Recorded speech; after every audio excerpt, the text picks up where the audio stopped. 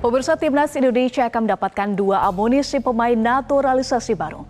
Max Hilgers dan Eliano Reinders ini sudah dikenalkan Ketua Umum PSSI Erick Thohir. Max Hilgers dan Eliano Reinders sudah pasti akan menjadi warga negara Indonesia. Sedang berproses dan sedang dikebut oleh PSSI.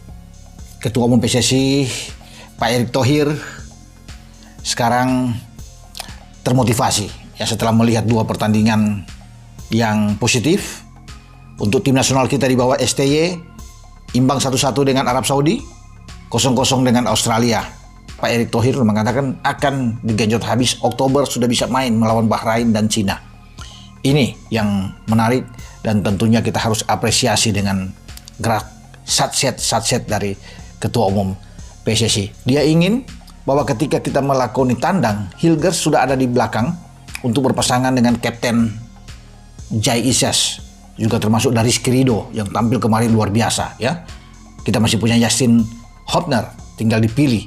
Tapi saya pikir ketika Max Hilgers ini selesai, diambil sumpah, dia akan menjadi pemain inti di garis belakang. Karena kita tahu bersama, pemain 23 tahun ini dengan tinggi 183 cm itu menjadi pemain bagus di FC20 klubnya dia, dan dia mantan pemain muda yang diambil di berbagai jenjang di tim nasional Belanda, jadi udah syarat dengan pengalaman sebagai pemain muda.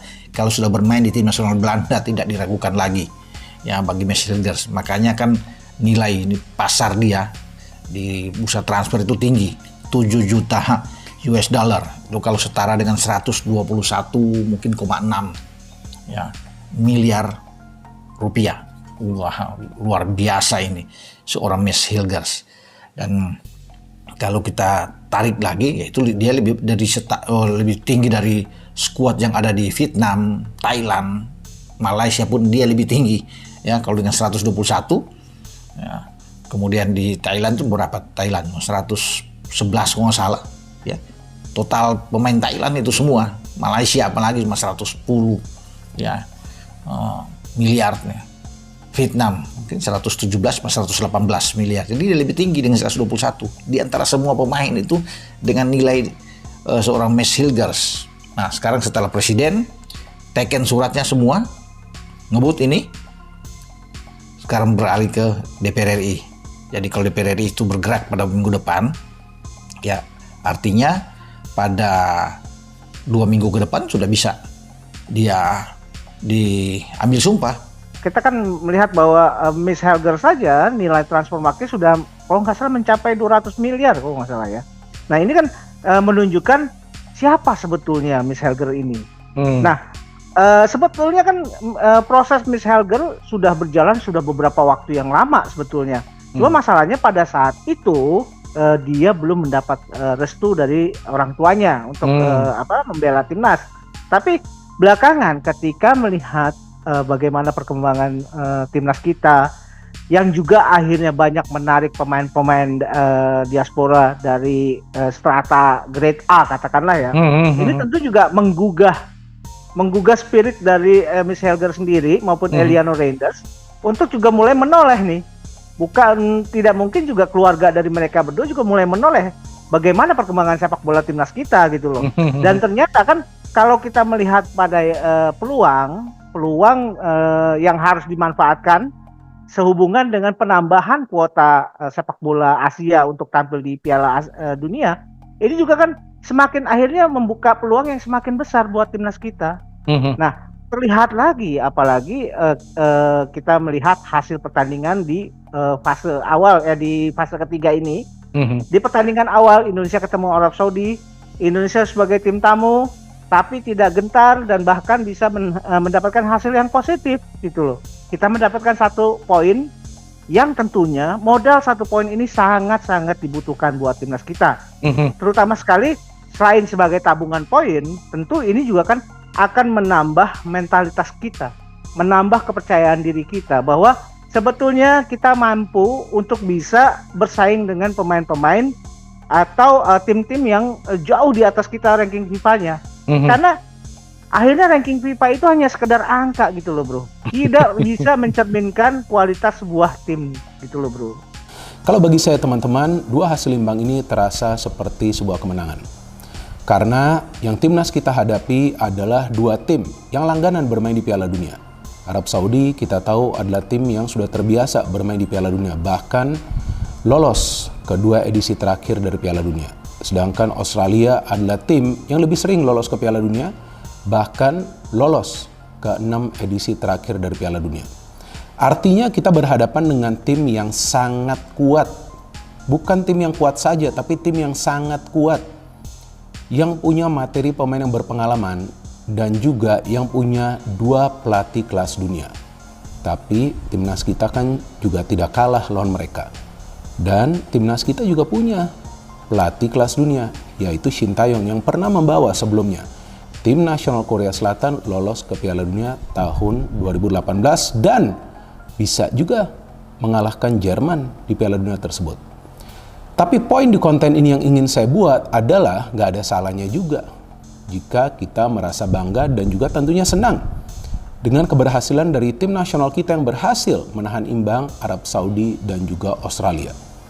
Karena bukan saja seperti yang tadi saya katakan bahwa dua tim ini adalah tim langganan Piala Dunia dan kemudian dilatih oleh dua pelatih kelas dunia, tetapi mereka punya pemain-pemain ya khususnya Australia yang bermain di Eropa dan juga menjadi starter di klub mereka masing-masing.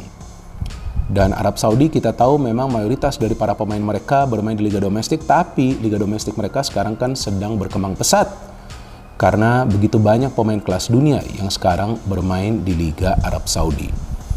Jadi tentu tidak mudah bagi para pemain kita untuk bisa mendapatkan dua hasil imbang ini. Tapi bagi Arab Saudi dan juga Australia, dua hasil imbang ini terasa seperti sebuah kekalahan. Cuma ya tentu mereka tidak ingin mengakui hal tersebut. Mereka juga menilai bahwa Indonesia adalah tim yang sekarang sedang berkembang pesat. Berarti ya memang ya kita sekarang lihat bahwa dunia mulai melihat perkembangan dari Indonesia. Negara-negara lain tuh sudah mulai melihat perkembangan dari Indonesia dan tentu mereka juga mulai merasa khawatir jika ada kekuatan baru yang muncul dari Asia. Sebelum lebih lanjut, jangan lupa tekan tombol jempolnya sebagai tanda bahwa kalian cinta timnas Indonesia.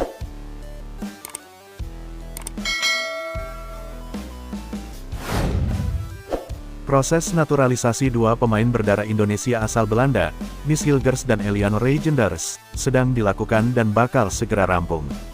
Hal itu dipastikan oleh Wakil Ketua Komisi X DPR RI, Hetty Syafudian, yang menyebut sidang naturalisasi Mies Hilgers dan Eliano Reijenders akan digelar pada Selasa tanggal 17 September tahun 2024.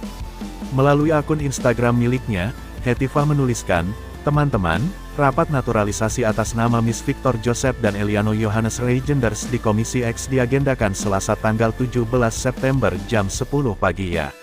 Semoga menjawab banyaknya pertanyaan football lovers semua yang dikirimkan melalui komentar maupun DM.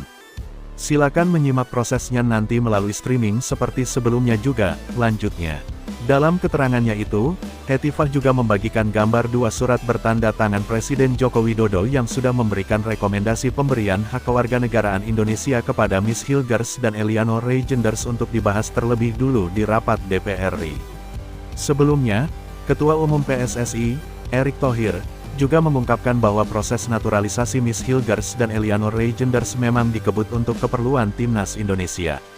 Proses naturalisasi keduanya dipercepat agar berpeluang besar tampil ketika tim Garuda menghadapi Bahrain dan China dalam matchday ketiga dan keempat grup F putaran ketiga kualifikasi Piala Dunia 2026 zona Asia pada Oktober tahun 2024. Mudah-mudahan semua administrasi yang ada di DPR segera. Pak Menpora sudah tanda tangan, Mensesnek sudah tanda tangan, Pak Presiden besok tanda tangan, tutur Erick Thohir setelah pertandingan timnas Indonesia melawan Australia, Selasa, tanggal 10 September tahun 2024. Nanti tinggal proses di DPR supaya Oktober tanggal 10-15 mereka bisa memperkuat Indonesia untuk pertandingan di luar negeri, di Bahrain dan China, lanjutnya. Sebelum Erick Thohir mengungkapkan targetnya terhadap Mies Hilgers dan Eliano Reijenders, pelatih timnas Indonesia, Shin Tae-yong sudah lebih dulu mengungkapkan targetnya terhadap dua pemain naturalisasi tersebut. Menurutnya, Lebih masuk akal jika berharap Miss Hilgers dan Eleanor Reijenders sudah siap untuk tampil bersama tim Garuda pada laga kualifikasi Piala Dunia 2026 yang digelar pada November tahun 2024, yaitu ketika menjamu Jepang dan Arab Saudi di Stadion Utama Gelora Bung Karno SUGBK, Senayan, Jakarta.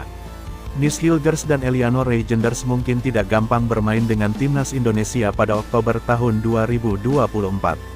Namun, saya berharap Miss Hilgers dan Eleanor Reijenders bisa bermain dengan timnas Indonesia pada November tahun 2024, ujar Sintayong pada Minggu, tanggal 8 September tahun 2024. Berita selanjutnya, naturalisasi hampir clear, Mauro Zelstra segera terbang ke Indonesia. Timnas Indonesia bakal mendapat tambahan penyerang berbakat dari Eropa. Mauro Zelstra, yang sejak pertengahan tahun dikaitkan dengan isu naturalisasi untuk memperkuat timnas, mengaku sedang dalam tahap akhir menuntaskan proses administrasinya.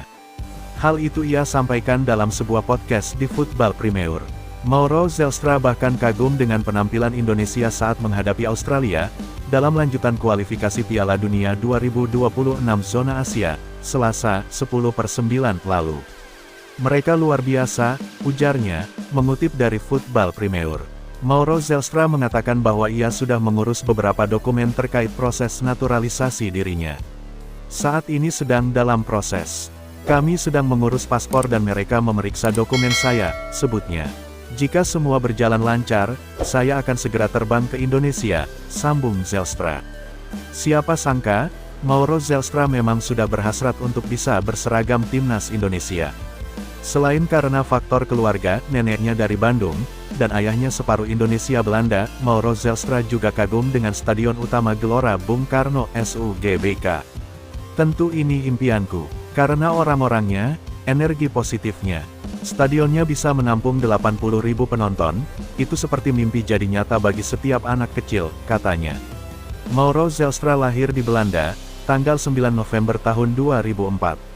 Ia bisa menjadi opsi untuk mengisi posisi striker timnas Indonesia yang selama ini dinilai kurang tajam. Tengok saja tinggi badannya yang mencapai 188 cm. Dengan postur yang tinggi, ia layak dimainkan sebagai target man. Tak hanya bertugas menjadi finisher, target man seperti Zelstra sangat dibutuhkan untuk membuka ruang dan membagi bola kepada pemain lain untuk melakukan penyelesaian. Mengutip dari Transfermarkt, Mauro Zelstra mengawali karir di Akademi AS Alkmaar. Ia lalu hijrah ke Akademi AFC Amsterdam. Di AFC Amsterdam, Mauro Zelstra tampil di berbagai kelompok umur seperti U17 dan U18. Penampilannya mulai disorot pada musim tahun 2021 sampai tahun 2022. Saat itu ia berhasil mengoleksi 18 gol dan 11 assist. Mauro Zelstra juga tampil tajam saat dimainkan di posisi gelandang serang. Di posisi itu ia membukukan 12 gol dan 5 assist dari 9 laga yang dilakoninya.